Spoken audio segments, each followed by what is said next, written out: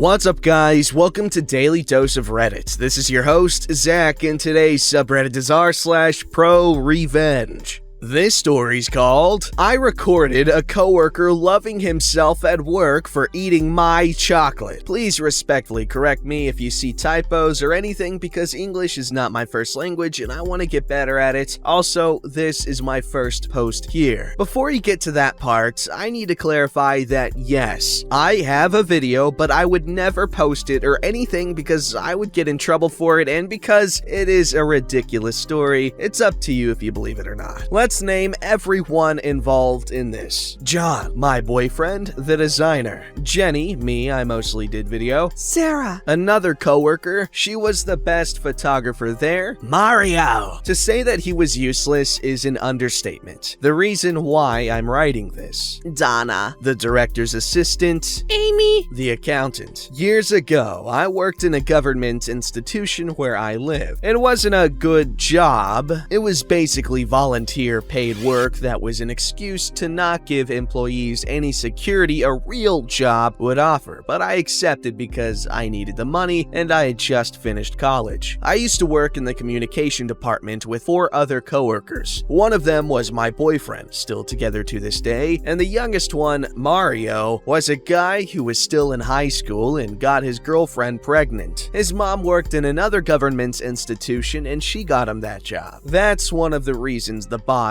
couldn't fire him. We had to make designs, take pictures, do video, post on social media, check on the press when they wanted an interview with one of our bosses, and many other things. Mario was supposed to know some about photography and design because he told us that's what he was studying at school, but we knew later that he didn't attend school often. So he was very bad at almost everything, and we tried to show him how to do his work, but he was really stubborn and lazy. He never completely learned how to do the basic work. He always had problems with many people, not with us at the beginning because he acted polite. That changed later. He was disrespectful when taking pictures, he was late almost every day, and he used to post on social media about government and fight other people who didn't agree with him. Sarah and John would talk to him about how working in a government institution, you couldn't do that. It's simply not okay. However, he never changed and told his mom we were against him. Mario went to work around 2 to 4 hours a day. Usually John and Sarah would be the only ones to see him because they worked more hours than the rest of us, but he would stay in the office around 1 or 2 hours alone, or they would send him to take pictures for the same time. One day he had to take pictures of some event practice. Everyone else was off the clock. It wasn't a big event and he had been working there around a year by that time, so we thought that he could go by himself. The accountant had to go there and decided to take him with her and one other coworker of hers in her car. He was late again and that's why he couldn't go in one of the work cars. The accountant left her purse open in that space that's in the middle of the driver and co-driver seat. When they went back to the office, she noticed her wallet disappeared. She instantly knew that it had to have been Mario who took it. They began to search him and our office and found nothing. Somebody found the wallet under the vending machine. At first, we took his side because they admitted that they never found anything and because it wasn't right to search in our office without anybody else there, mostly because we had photography equipment that wasn't exactly cheap. However, when we knew how the wallet was found and when we talked to him, we knew it was him. More money and stuff disappeared when he was there, but nobody could prove he took them. The bosses didn't want to create a scandal, so they let it happen. Our office used to be the conference room, so it was attached to the kitchen, and the director had beverages there for visits. We could use the kitchen, but not touch those beverages. But Mario couldn't even get in there. Anyway, the sodas began to disappear, and the director's assistant complained to us. We said we didn't take them, and she wouldn't believe us. One day, John noticed that our door to the kitchen was broken, and that you could pick the lock easily. With a pencil, we used to find pencils utensils without tips, he took it inside the mechanism and the door opened. It took time, but we proved that Mario was getting in the kitchen when nobody else was there. However, that didn't make a difference and nothing was done, not even talking to him. One day, John and I were on our way to work, but I didn't have breakfast, so we stopped at a store. I bought something to eat and a chocolate. I put it inside the fridge and forgot about it. The next day, I remembered it and went to check. It wasn't there and I got mad. John and I checked the trash can. It was clean and empty and we just watched. And we found just little pieces of that chocolate. So we asked for a video camera that someone offered us before. It could record for long hours. I want to clarify at this point that we didn't make the decision of everything you are about to read just because of a chocolate. The chocolate was the last straw. For like a year, we had to put up with our bosses scolding us because of him. He never wanted to learn how to do his job and things were always disappearing, including personal things. The first day, Donna left money in one of her drawers and left it slightly open so he could see the money. We put the camera in the other building that was in front of ours. We had big windows, floor to ceiling, and you could watch Donna's desk and the hallway. Some lady's office, our door, and the director's office. The other building just had empty offices then, but had big curtains. That's why Mario couldn't see the camera. We went home that day and left the camera recording. The next day, there was the money, maybe because we left one bill equivalent to $5, and he knew we would know he took it. I checked the camera and watched him getting in the lady's office. I don't know what she did there. And he took some cookies from her office, but he looked suspicious. Again, with this, we couldn't do much, so that night, John found an old cell phone that could record for 2 hours. The next day, Donna left the $5 again, but now she left $1 in the same drawer slightly open. We placed the camera in the other building and John disguised his old cell phone with a binder and some sticky tape. That day, he was alone for a little less than 2 hours and left. John and I had a car, so we were at the mall close by, just killing time, and then we went back for the cell phone. Oh my god! John watched a little bit of the video before the battery died and he said that he saw something weird but wasn't sure because the screen was very damaged and we were in the car. I was driving. When we got to John's house, we could watch everything he had done inside our office. Not the other camera because the building was closed and we didn't have access to it until the next day. First, we saw him getting into the office, watching some YouTube, everything normal. Then he went out. When he came back, we saw him putting something in his pocket, but it wasn't clear what. Then we saw how easily he took a pencil, opened the kitchen's door, and took something like a yogurt. Then he closed the door. Then we could hear that he was watching something like a channel that's very famous in our country. But then we heard noises. Yeah, those kinds of noises. We were supposed to have blocked those kinds of videos and websites. I mean, those were government offices, and the IT team had checked everything recently. But somehow, he was watching video of the adult variety on the computer I used to work at. And if you're thinking that he did what you're thinking, the answer is yes. Thank God the cell phone didn't record his hands, but you could see his shoulder moving and him licking his finger. I know, very disgusting. Well, he finished and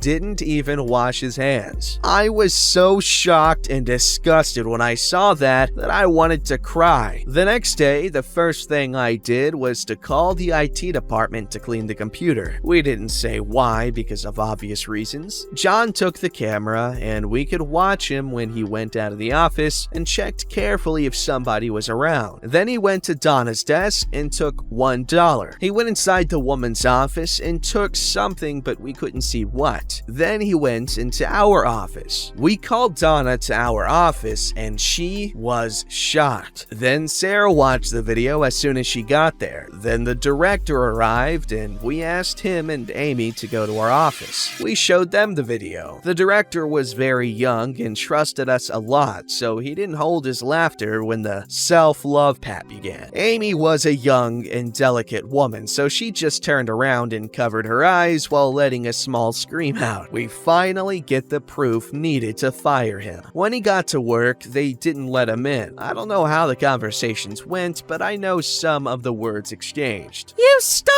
again! and we told you last time we told you was your last chance. I didn't do anything. You're always blaming me. We have proof. You don't have anything. All of you hate me. Don't make me show you. Well, show me. Amy called our office. John, could you bring the videos? The first one, the video camera one, or the second, the cell phone one? The second one. When he heard that, he was defeated and very nervous. John took his time downloading the video into his computer because it was in mine and went to the office where Amy was talking to Mario. John told me that he was about to show him the video, and then he asked Mario, "Mario, do you really want to watch this video?" He couldn't even look John in the eyes. "No, I don't want to." "Play at least the first video for him." "I don't have that one. Let me go for it." I admit that I just wanted to see Mario's face, so I went to that office to give them a USB, but he didn't really look at me. Amy said to John and I, "Okay, think that's gonna be all." And we left the office. We know she said something like, after playing the video, "You always said it was us, and even told your mom that we wanted to get you in trouble all the time. You even said really bad things about this place. You are fired, and we don't ever want to hear about you or complaining to anyone else in the Central, or we're gonna show these 2 videos to your mom." And he just left. Then we heard that he actually told lies to his mom, like, "They hated me and told lies to make them fire me." But no one ever told his mom, not that I know of. Well, this story made me realize that someone could be recording me anywhere I go. I mean, even I did it to someone. Yeah, of course you're being recorded everywhere you go. That's what the government uses your phone for. Yeah, I just watched that one movie called Snowden on Netflix. It's a pretty cool movie. But man, imagine if that was real. Can you believe it? I'm joking. I know it was based off of true events. Snowden, my man. Anyway, yeah, it's not the best setting to be doing things like that. You know, an office. But at least he's gone. And at least OP's chocolate will be safe. This story's called Swerving to Keep Ahead of Me? Okay, have fun at the light. So I'm driving in a major city on a road that is always a bit busy. I'm entering onto the highway and need to merge into the lane. In my area, common sense when merging is let one in front, one behind. Like a zipper, if that makes sense. Nice and efficient. Everybody's happy. At least everyone except this one guy in a black Mercedes. Dumbass steps on the pedal to try and get ahead of me. I was already halfway in the lane when he started to floor it, and then the left lane was congested at this particular spot. Slows down with maybe 2 to 3 feet between us and has the audacity to lay on his horn. After about a mile of tailgating me, he finally gets ahead of me, which, you know, who in their right mind cares? The road ahead of us is much more open at this point. I thought he'd take off and I'd be able to forget about it. But wouldn't you know it, he starts to swerve into whichever lane I'm in. I changed lanes a few times to get past trucks, etc., trying to stay right in front of me the whole time. I'm not exactly sure what his plan was. He never tried to get me to stop or anything. He obviously wasn't the sharpest knife in the drawer. All I can say for sure is that it was obvious that he was trying to push my buttons. So I bide my time, knowing that ahead of us is an exit to a massive intersection between the 2 of the major highways in the city. This exit pretty commonly has a cop in the area where it branches off. Not a speed trap necessarily, as the cop is completely visible to all. This is important, and this particular spot has a higher rate of collisions. As we approach, I get into the right-hand lane as if I'm going to exit. Predictably, this idiot follows suit. I stay in the lane until the very last moment that I can legally and safely abort the exit, which I do in short order. Cop was right ahead of us as it happened, meaning the dumbass realized he wasn't gonna be able to cut me off again without overtly breaking traffic law right in front of an officer. This forced him to continue into the intersection, which is notorious for its long red lights. As I continued on my merry way, I looked to my right to see a grown-ass man in his mid-30s screaming his ass off, face looking looking like a ripe tomato. I laughed in a more exaggerated manner than was necessary while staring him down and flipped the bird until I was well past. Wonder how it felt, spending all that money on a nice car only to get outsmarted by someone over a decade younger in a crapmobile. If by some miracle this dude is reading this, not exactly sure what you expected. Also, get therapy. You clearly need it and can obviously afford it. Some people will take anything personally, even their own mistakes. They'll take that as a personal attack from you, and you really offended the guy. Alright, this story's called Secret Decaf. I worked for a company with an owner who let her daughter get away with anything. The daughter was my manager, and she would shriek at me so loud you could hear it from the parking lot. That's not an exaggeration. People would come in and ask what manager was mad about because they heard her going off as they locked their cars. But she also made me get her coffee. Venti sugar-free vanilla latte with soy milk. I'd go and ask the barista to make it decaf but not market. They always made me a secret decaf for her. Nice. And if she ever asks for pizza, get her gluten-free pizza. Dairy-free pizza, too. Don't forget to like, subscribe, and hit that bell to never miss an episode.